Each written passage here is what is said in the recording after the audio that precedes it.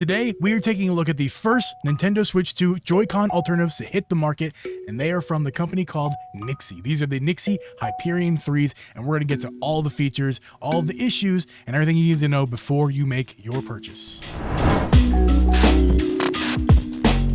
What's up, guys? My name is Uncle G. Welcome back to the channel. If this is your first time here, please make sure to leave a like and subscribe to the channel. We are so close to 1,000 subscribers. Just need a few hundred more, so if you don't mind, please leave a like and subscribe. It would really help me out. So we are taking a look at these Nixie Joy-Cons. These are the Hyperion 3s. We'll take a look what's in the box.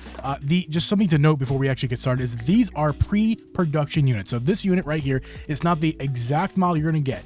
What you're going to get is going to be, hopefully at least, a fixed version because they're pretty much finalized. As you can see, like we got the box. It's in a retail box it came, but there are a couple issues that we're going to highlight that are should be fixed by the time that the full version comes out, and we should be receiving those as well, the full retail version. So this is really a first impression of what these compare to what the full production units are going to be, when those come out in just hopefully a little bit of time here. So let's just take a look what's in the box first, and I'll switch the camera to do that. All right, so as you can see, obviously we've already unboxed them and taken a look at them for about a day now. So this is my first day, first impressions here. So obviously it comes in some typical paper that you see. If you've bought from Nixie before, which I've actually have, the box that comes in as well as this box here, it ships in, I should say, they're very similar. It's a very similar experience which you should be expecting. As you can see right off the bat here, we have a replaceable D-pad. So if you don't like this circular D-pad they typically come with, you can get this here regular style D-pad, and they look like they're made of metal, but they're not. These are made of plastic, just something to note. And you got your paperwork and everything like that, and a very helpful and informative guide. It's very thick and there's a lot of information in here. I recommend going through and reading this because there's things that you can change, like rumble and lights and all that good stuff on the controller. You can change all that kind of stuff with some shortcuts that this book provides you. We're not going to really be going over the shortcuts and everything like that in this video. That'll probably be done in the main review. But just know that you can change things like rumble and the LED colors and modes and stuff like that. But I'm not somebody who typically gets into that kind of stuff as it is anyway. But you can see a very simple unboxing experience here from Nixie. So let's get into the specs on this guy. Quickly, it does come with this middle piece here that you're able to charge the Joy-Con from. So this little centerpiece that attaches to the Joy-Con left and right. Very handy to have this for just general use. You can charge your other Joy-Con with it too. Just something to note here from Nixie. Very appreciative that they include this adapter in the box. All right, so the specs in this guy are going to be as such. So obviously we have Hall Effect sticks in here. They are not reportedly TMR sticks, which is the new craze in the Hall Effect stick craze. And the TMR is not necessarily absolutely necessary. The fact that these are Hall Effect is good. That means that they're using magnets, so they're not going to drift nearly as quickly as a standard controller. We also have the micro switch D-pad. So obviously we have these clicky buttons everywhere on this unit. We have these micro switches that enable you to click the buttons differently than the Switch controller. The Switch controller has the dome switches that are just kind of rubber contacting metal, where this is going to be a full physical switch similar to a mechanical keyboard like I have over here. So they feel really satisfying to move and click around. There's going to be 9-axis gyro in this thing, and I gotta say, this is my first experience, actually my second experience. My first experience with 9-axis gyro is going to be from this Moped controller Chai 2 we reviewed in the channel, link in the description. But the 9-axis gyro on this controller is phenomenal. Usually we're dealing with 6-axis gyro, and you're like, gee, what's the difference? Why is 6-axis worse than 9? Well, there's 3 more axes, number one, but I can just tell you, in reality, the way it feels when you move this controller around, it's so smooth, especially when you pair it with a game like Metroid Prime 4 right here with the 120 FPS mode enabled. It is absolutely butter. This is the best way to experience a game like Metroid Prime 4 or any 120 FPS game with gyro. It's just so smooth. It does have wake from sleep, so I can demonstrate that right here. We'll press the button here, so we'll turn it off, and we're going to press the button right there, and in a second it should. Okay, actually that maybe has just been user error. It's a little finicky. You got to watch these LED lights that blink at you. So currently they're blinking red, so if you press and hold the button now that they're blinking red, you'll see this one start to flash, and now the screen turns on. So wake to sleep does seem to be working. You just got to get used to this like little hackery that goes on here. So yeah, it works. It's got adjustable rumble. It's got adjustable turbo. We're dealing with regular rumble. This is not HD rumble. This is a regular standard rumble motor that is kind of similar to the old phones you used to have back in the day that had the post with the weight that just spins on a post. That's what these got going on here. It's like a little stick with a weight on it, and it just spins circular. That's what the rumble is going on here. And a feature they don't really tout that much, thanks to 128KB for pointing this out in his video review. But it does have a proper C button. It is labeled C right there, and it does exactly what the C button should do. It's not a macro. It doesn't press the home button. And then, like in our Tri Tour video, this controller is fantastic, but this has a mode button, not a C button. But when you press the mode button, it performs a macro. Or I guess it's a macro button, whatever it is. But the macro, this is not a macro. We're dealing with a proper C button on here, which is fantastic. And obviously, I'm not sure if I mentioned already, but we have the LED lights around the stick, as well as these little like light bars on either side of the controller. I'm not a personal fan of these. They're actually a little bit bright. I need to turn them down. This is just the way it comes from the box stock. I'm going to turn the brightness down a bit because I was trying to play last night in bed and they were just way too bright. They were way outbrightening the screen of the Switch. So, but it's cool that they're there. People who do like them, they're there. People who don't like them, you can turn them off. So let's look at a couple issues with this pre-production model that should not be there on the final unit that you get your hands on, but just in case that is the case, we're going to mention them so you know about these potential issues going into your purchase. But again, they should be ironed out. The first one is a funny one and a pretty obvious one. You can see right there that RZ is not correct. It should be ZL and ZR, but it's actually printed as RZ, which I find kind of funny.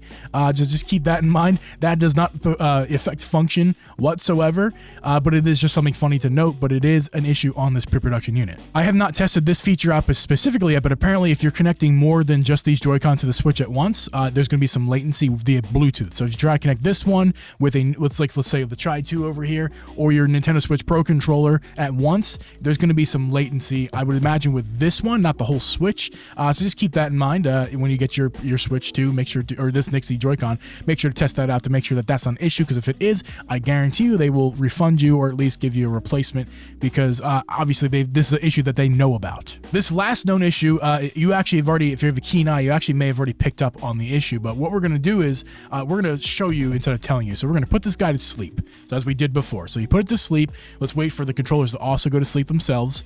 Now, as you can see, the lights turn off or turn red. And actually, this one's doing something weird over here. This probably is all part of it. I don't really know how to describe what I'm experiencing right now, this issue, but that's my own found issue. But let's go ahead and turn the Switch on proper. Let's press and hold the home button here to get it to activate, to turn on, and it should turn the screen on. So yeah, Sweep the Wake is working. That's not the issue though. Let's get back in the game.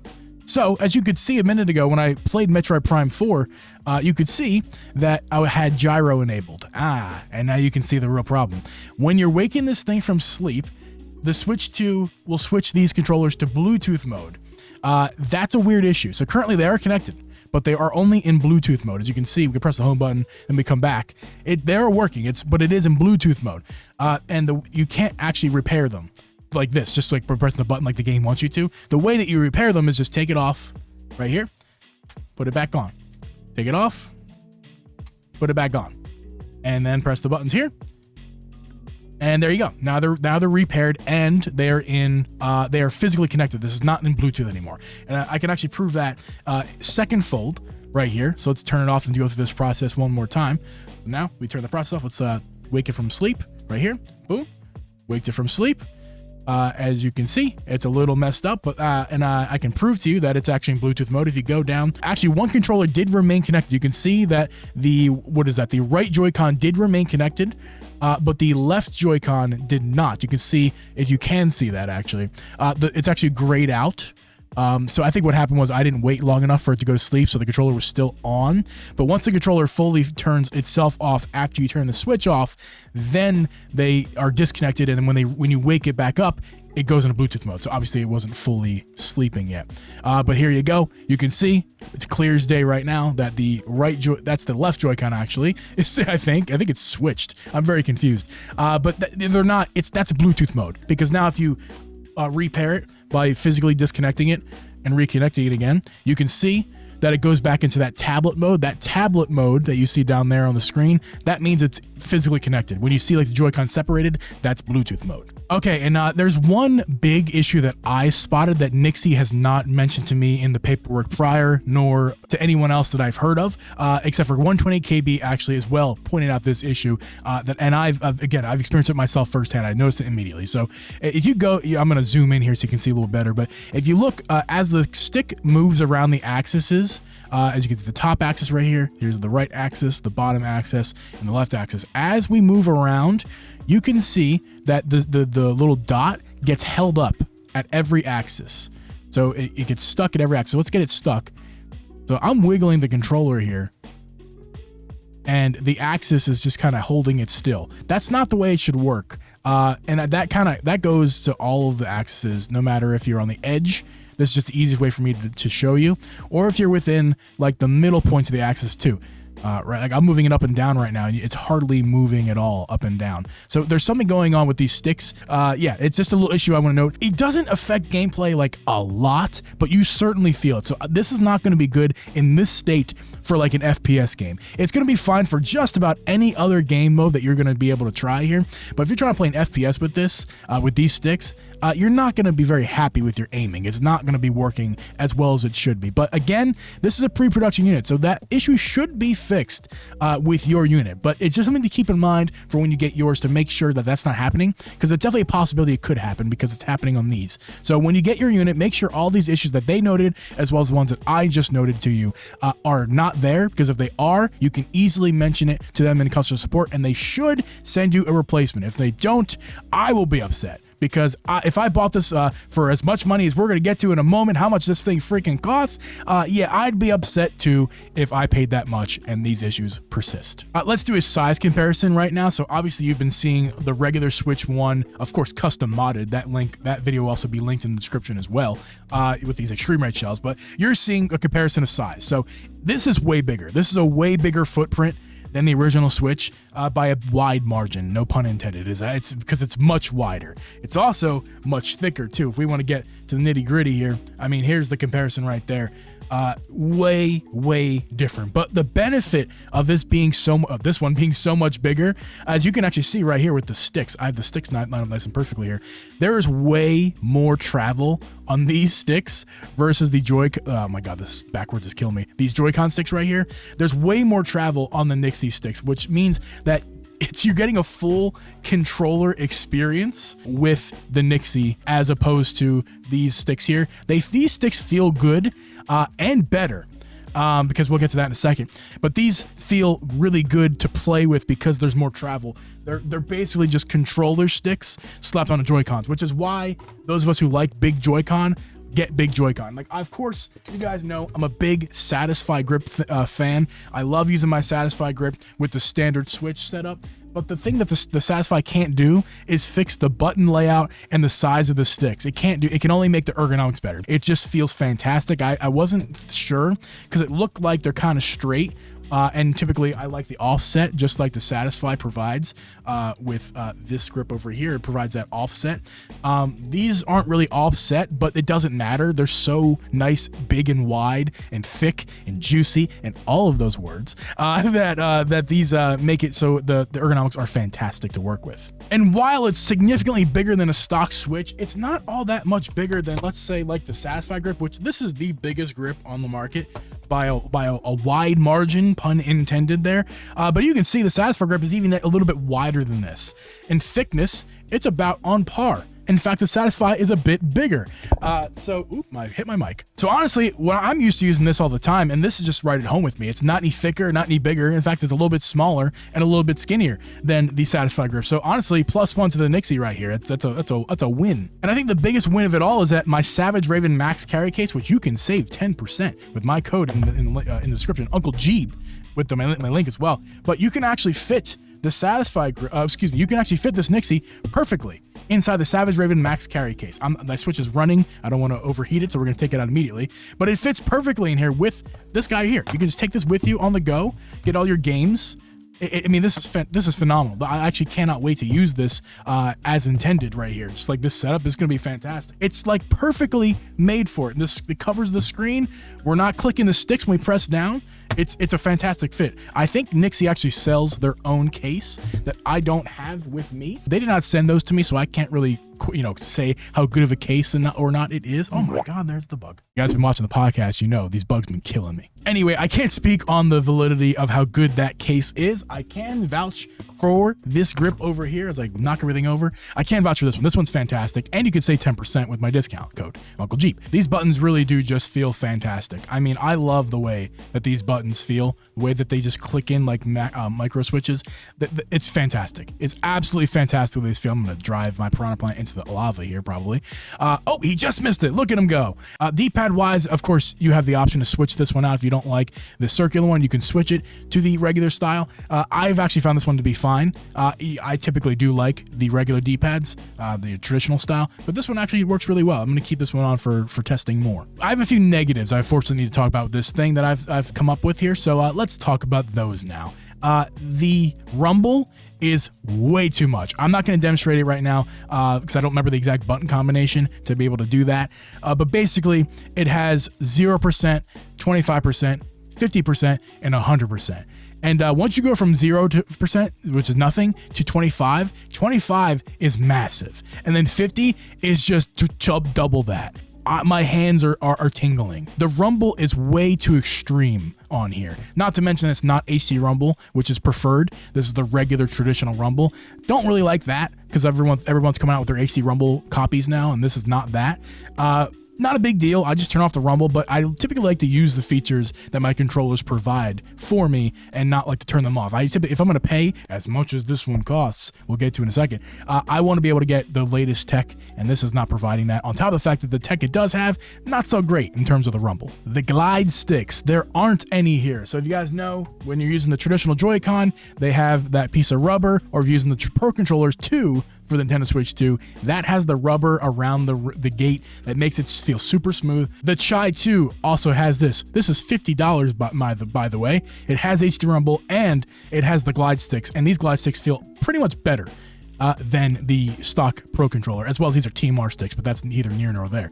The glide, it's something that you can't get across on camera. It's a feel thing. These feel like butter. As you're moving around, there's no plastic rubbing on plastic, no metal rubbing on metal, nothing. It's just absolutely butter. The same with the Pro Controllers, or with the Switch 2 Joy-Cons, it's butter. These things move around and it's butter.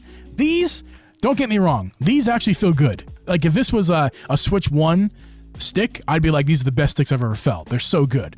But you can feel the plastic rubbing on the plastic with these. It's not really an ideal situation because once you feel the glide sticks, you don't really want to go back. And these are not glide sticks, and I don't really want to go back to non-glide sticks. So take it or leave it. If you don't really care about glide sticks, these are probably going to be just fine. They feel fantastic. But the fact that they're not glide sticks is a bit of a bummer because of the price. And now I've alluded to it multiple times here, but the price on this thing, let's actually switch the camera so we can get intimate when we talk about this price. All right, the price on the NYXI Hyperion 3 Joy-Con is gonna come in at an MSRP of $180. That is kind of insane. I know that most of these companies, and it's not just these Chinese companies with these Switch accessories, it even happens here in the United States when you go to a store like Kohl's or Target. They're marking things up and then marking them down as a sale. That happens all the time. But this is an absolute egregious example of that, where this is marked up at 180 United States dollar dues. And there's a sale going right now, which is weird because it's not actually out yet, but the sale brings it down to, wait for it, 126 United States dollar dues. If that's the price that they're going to be asking people to pay, I cannot recommend it. Especially with these issues, I can't recommend it at all. But obviously, the issues are going to be ironed out, especially when I receive my unit that is fixed. I will for sure, that'll be the full review when I get those in my hands. I can recommend it all based off of those issues being removed. But I cannot really recommend you spend $130 on this thing. I mean, there's better ones on the horizon. I mean, I might even buy regular Joy-Con over these. I mean, it's going to take a special person to spend $130. Now, if they're marketing it as a luxury product, that makes sense. but it doesn't have the luxury features that even the $50 Mobipad Chai 2 can. This isn't split Joy-Con, but their split Joy-Con is coming out at around $90 or $100 respectively. There's two different models to depend on which ones you want to get. But for $50, not luxury, you get HD Rumble, TMR Hall effect sticks, clicky mechanical buttons, 9-axis joy. I mean, this thing outspecs NYXI Hyperion by a long shot. And the Moped ones, not to play favorites here, but they are just killing this thing in the feature set, as well as being fat Joy-Con. So, I mean, I have to say, all the nice things I said about it are still true. The ergonomics are great. The buttons feel great. The sticks are nice in terms of like being nice and long, like full controller sticks. But I mean, this price, I don't know if I can recommend to anybody, to be honest. Now, you can use my discount code. I have a discount code, Uncle Jeeb. It should save you 10%, and I'm not entirely sure how much it saves you. And I think it's an affiliate link. I'm not sure. I'm not really in it for the affiliate links, guys, but I just try to get you guys the codes to save some money. So, you know, if you want to use my code Uncle Jeeb, that should knock it down a bit more, and $120 should knock it down closer to that $100 range. I think there's also a if you go to like their social media sites, NYXI's social medias, or their website, they might be giving another additional discount. And I think all these discounts stack, but I just can't support that business practice. The stacking discount codes from a way too high MSRP, it's not really something I support and get behind. So NYXI, I don't love that business practice. I do love that you're stacking discounts and allow me to give the customers a discount on this product. However, I mean, it's a hard recommend at that price. So if I'm reviewing this at like $96, which I think is what, if you get all the discount codes that stack on the website for this thing, that's what it comes out to. That competes with Mobipad. But even still, Mobipad's outspecs this one. So it's a tough one here, guys. It's a tough one. It feels great. If you don't mind spending that much money, I mean, you're getting a great product. It's just that there are better products on the market, although this is the first to market. So at the moment, this is the only one. This is the only third party, and so therefore it is the best one because it's alone. But once the other ones start coming out in the market, this one is a hard recommend. So I imagine that 180 is just a ruse. The 126 is the one that they're going to advertise on their website, and then there's going to be constant sales coming down from 126 to closer to $100. So this thing should be coming around closer to $100, not the 180 or 130 that they're talking about on their website. Yeah. So that's my review, or actually my first impressions video on the NYXI Hyperion 3s. I had a lot to say that's really good about this thing. I like it a lot. I also kind of piled on there at the end of all my issues. You know, they're issues. They are issues. I can't deny. I have to give you guys my honest opinion, but I'm happy to have these. I'm more happy to see the finished versions because I'll actually be able to use them properly.